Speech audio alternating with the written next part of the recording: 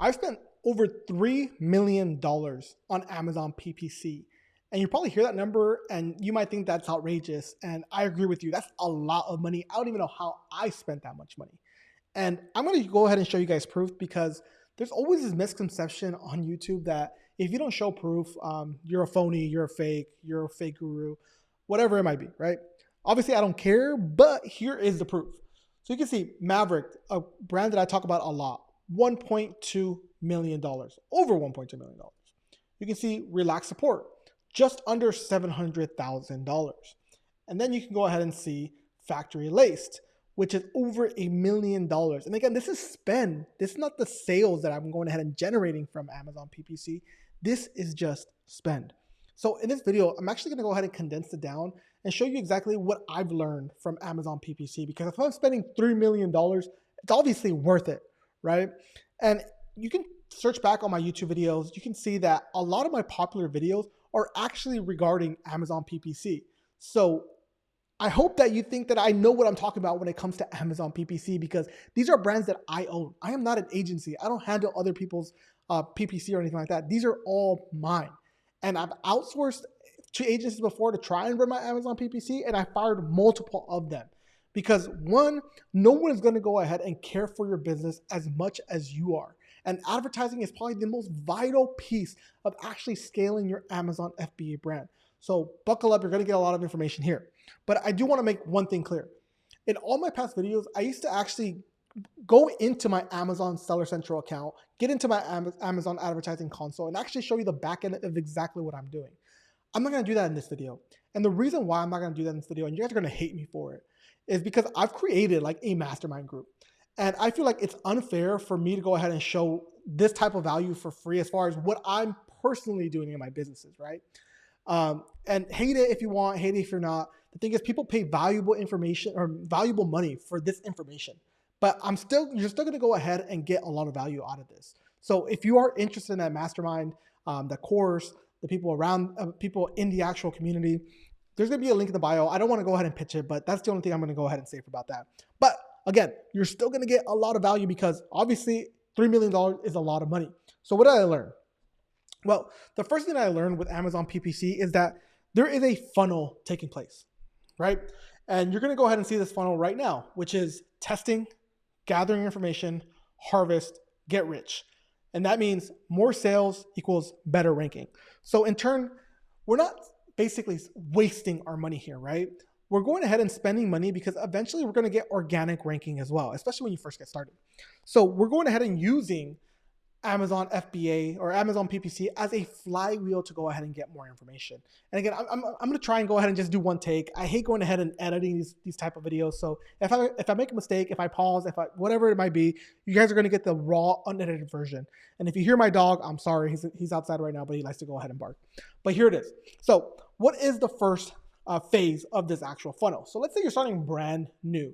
You have no idea what you're going ahead and doing with Amazon PPC. You're watching all these videos and somebody went ahead and told you about auto campaigns. Well, great. You're off to a good start when it comes to Amazon PPC. So as you can go ahead and see here, move myself out the way. This is your top of funnel to try and gather as much data as possible.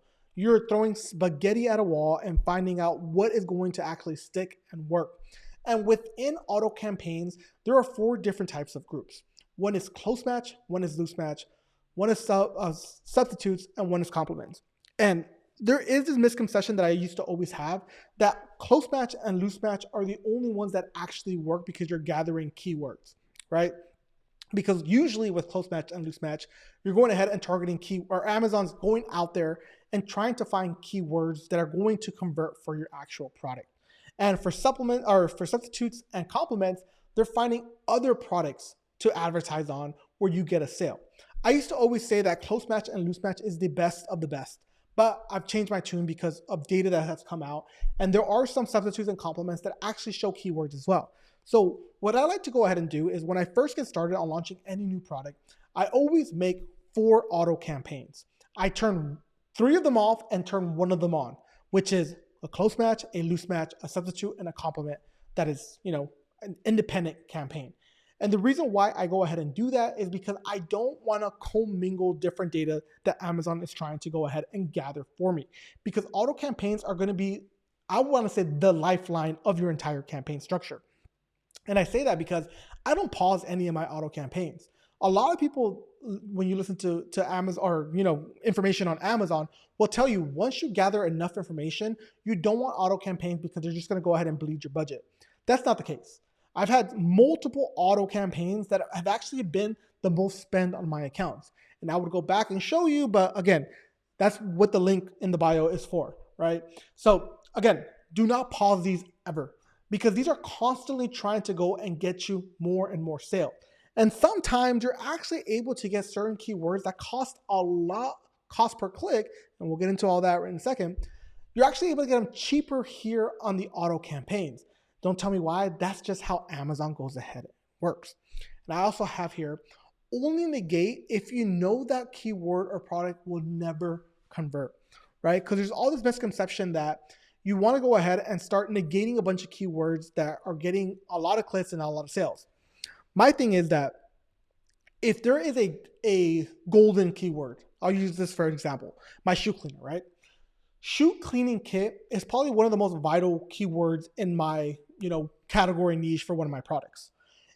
If I have an auto campaign that's going ahead and generating clicks for shoe cleaning kit, let's say I get 20 clicks and no sales, right? I still would never go ahead and negate that keyword. Why? Because that keyword is very vital to my ecosystem. And that's how you got to go ahead and think about that, right? You can also create competitor ads here as well. So you can, in this whole auto campaign section of where you're testing, you can also create some manual campaigns where you're targeting the competitors that you think you'll go ahead and get a sale from, right? So obviously when you come out with this product, you're going to have competitors, you're going to have some other products that you think you can go ahead and compete with. This is a good place of going ahead and testing out that theory. Okay, so then we're going to go ahead and watch the bid modifiers. And you guys know what bid modifiers are if you're watching this video. That means top of search, rest of search, and product placements, right? Product pages. So you want to go ahead and watch and optimize these bid modifiers as you're getting data. So if you see that you're only getting product pages clicks, that means you have to go ahead and up your bid, right? So you can go ahead and get it rest of search, top of search. If you're only going ahead and getting rest of search and product pages, go ahead and increase the bid modifier on that top of search. I hope you go ahead and get what I'm saying here. The thing is that these auto campaigns are testing grounds, right? We're trying to gather as much information as possible because you and I can think that a certain keyword is going to convert, but we don't know until Amazon tests it for us, right? And there's going to be a lot of different long tail keywords that we're going to go ahead and find out as well based on these auto campaigns, because we can't possibly know every single keyword that people are typing into Amazon that converts into a sale, right? And I start saying here, start optimizing. And what I mean by optimizing is go ahead and fix those modifiers, right? Go ahead and heighten them when you have to. Go ahead and lower the actual bid and heighten them. The list goes on and on as far as what you can go ahead and do as far as optimizing is concerned. But once you start gathering this data, right? Now we're not going to go ahead. So what people like to go ahead and do is once they gather, let's say, 3 orders, what some people like to do is they want to go ahead and group all of these keywords together and start making a campaign there. And I don't like to go ahead and do that. The reason why I don't like to do that is because there's only going to be a select few keywords that you want to make single campaign or a short list of campaigns for. This is all going to make sense as I go forward, right? So let's go ahead and just go to the gathering information portion of it, right? So this is when we start going ahead and actually making manual campaigns of keywords. This is where you're going to go start testing these keywords and gathering as many converting keywords as possible. So now we're pulling a different lever on Amazon.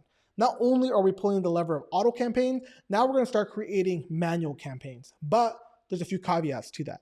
We're only going to go ahead and make broad match campaigns, phrase match campaigns, and expanded competitor targeting, right? So let's go over broad match campaigns. Again, I don't know the knowledge factor of people going ahead and watching this. If you're an experienced Amazon affiliate seller, if you're brand new, I would want to hope that you guys know exactly what broad match, phrase match, and expanded competitor targeting keywords is. But if you don't, let's go ahead and just go over a quick little summary of it. Broad match means if I'm going ahead and targeting that word shoe cleaning kit, right? I'm allowing Amazon to not only target shoe cleaning kit, I'm also allowing them to go ahead and anything resembling shoe cleaning kit. So that can be sneaker cleaning kit. That can be sneaker cleaners, right? It can be shoe cleaners. It can be shoe cleaner kit. There's all these different broad match keywords that Amazon can go ahead and target if I'm telling it that I want something to resemble shoe cleaning kit, which again, this is a gold mine. I'm telling you, if you guys aren't running broad match campaigns, you're leaving so much converting power on the table, right? I don't even know if that's a saying or not. Obviously, that's money on the table, but whatever. You know what it is, right? All right, phrase match campaigns. This is becoming less and less popular, especially when you go ahead and start adding the plus sign to these broad match campaigns. And I'm not going to go ahead and confuse you with that.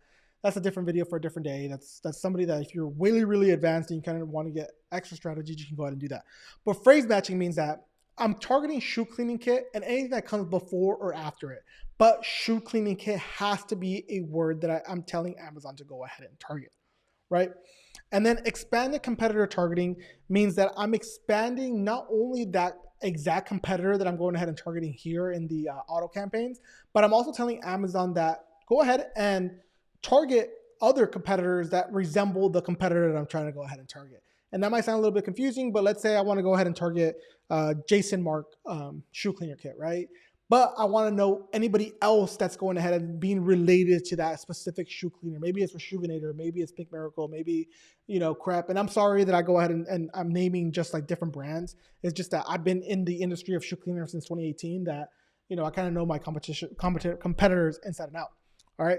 So once you go ahead and start getting all this information back, and again, you're going to go ahead and start doing, bid modifiers. You're going to go ahead and start testing them. What I want you guys to do is once you start going and how do we get these keywords, right? So we're getting these keywords based on these matches, right? So once we start gathering data on search terms reports and everything like that, and once we start seeing that particular keywords are converting, for example, let's say shoe cleaning kit, like I mentioned before, we're going to put that into a broad match and we're going to put that into a phrase match, right? And we're going to start getting a bunch of different subsets of keywords, okay? Okay, so we get there. So harvesting, what does harvesting mean, right? Once we start getting those keywords that are actually getting sales, and again, you have to know your conversion rate. You have to know exactly how many clicks it takes for a keyword to actually convert. So we know what are good and what are bad keywords to go ahead and harvest. Obviously, if we have, an A cost of 90%, but we have 10 sales, obviously that might not be a keyword to go ahead and try and harvest away from, right? Maybe we could go ahead and lower bids, see if we actually start still getting clicks and start getting sales once we get to a threshold of actually being profitable with that keyword. So harvesting just means that we're taking information and we're going to go ahead and pull these keywords and put them in a single keyword or a different type of sub-segments of keywords on Amazon that we're going to go ahead and target on exact match. And we'll get to it right now. Obviously, this might be confusing you guys, but hopefully if you guys know about, Amazon PPC, you're staying with me, all right? And again, that's what I'm stating here. You're going to negate based on conversion rate, right? Example, 50 clicks, only one sale. Maybe it's time to negate. But obviously, this is not one size fits all. I have, products that are at a $250 price point that obviously convert at a lower threshold than my $16 product, right? So this all ranges from the data that you have. That's why data is very important, and you have to understand all the pillars of Amazon FBA in order for you to go ahead and scale your business. Okay, let's go forward. So it says optimize bid modifiers as needed. Check for seasonality. This is huge, right? So seasonality is huge because you might not know if your product is actually seasonal or not until you have a data set, or like, let's say you have a few years of Amazon data, right? So for instance, let's take one of my brands, Maverick, for example. I know that January is the worst month for Maverick. And it might be counterintuitive because Maverick is like a running chest pack weighted vest. So you would think that people who have New Year's resolutions would want to go ahead and buy more. So you would think it's the best month, but it's actually the worst month, right? So I'm not going to go ahead and make judgments based on seasonal products, right? So I know in January, I'm going to go ahead and optimize everything to be lower cost per click, lower modifiers, because I know that January is my worst month. So in turn, if I see a keyword like weighted vest that's not converting, I'm not going to go ahead and negate it, right? So this is why seasonality is important. You have to understand your niche. When are you getting the most sales? When are you getting the least sales? And judge it from there, because you don't want to go ahead and negate a good selling keyword if you don't have to. Okay. So do not negate converting keywords no matter what. Again, same thing as these auto campaigns. You don't negate top keywords. For example, weighted vest. For example, shoe cleaning kit. I would never negate those keywords. I would lower those bids if they're not converting, but I'm not gonna go ahead and cold turkey that. And you can get this information from like brand analytics, like I put here. You can go ahead and see. One, what is your conversion rate based on other competitors? What's your click-through rate based on other competitors? What is your purchase rate based on other competitors, et cetera, et cetera. I hope that you get me with brand analytics so you can go ahead and get that information. You can also go ahead and start making, let's say you don't want to wait for these, or you're not getting a lot of data from these keywords, but you're seeing that you're getting a lot of organic sales, right? Which, well, first off, congratulations that you're going ahead and getting a bunch of sales without doing a bunch of PPC because you have a game-winning product. But let's say you are getting, more organic sales than anything else. And you can now use brand analytics to go ahead and start creating broad matches, phrase matches based on what is already giving you sales on Amazon. So there is brand analytics. So again, what we're doing next is single keyword campaigns, hyper focused on the top converting keywords. And this, you'll get different advice from different people when it comes to single keyword campaigns. And I used to be the type where if any keyword gave me, a bunch of sales, or let's say 10 sales for a certain keyword, I would put them on an auto campaign. And I'll show you, this is the only example I'll show you, right? So let's actually get to this campaign right over here. You can see when I go down here, I have 732 different campaigns that are running. Obviously, that is overkill, like extreme overkill. So I've obviously opted not to do single keyword campaigns for every single keyword that actually convert. But that's why you watch a YouTube video, to go ahead and get advice. That's why you join the actual course and mastermind, to get even more advice in my actual seller accounts, right? Again, I'm not trying to pitch it, but if you're interested, link in the bio. Okay. What does it say here? Amazon does not compete if you are targeting the same keyword. Also a misconception. People say if the auto campaign has it, you have broad matches, go ahead and negate them from both auto campaign, broad matches, phrase matches, and only have it running as a single keyword campaign because you don't want to compete against yourself, right? And this is completely false. Amazon has come out repeatedly saying that you are not competing against yourself. You are only competing against other competitors, right?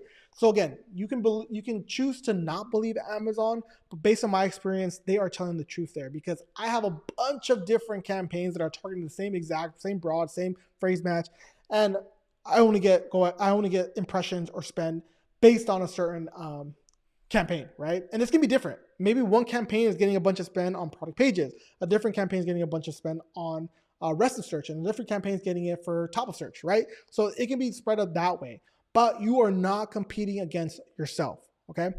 Only make a single keyword campaign for top converting keywords. And this is huge, right? Obviously, I don't know your niche. I don't know your product, but you obviously should know the search volume of certain keywords. You only want to go ahead and make independent keywords, converting keywords, if you're going to go ahead and get impressions and you're going to go ahead and get clicks, right?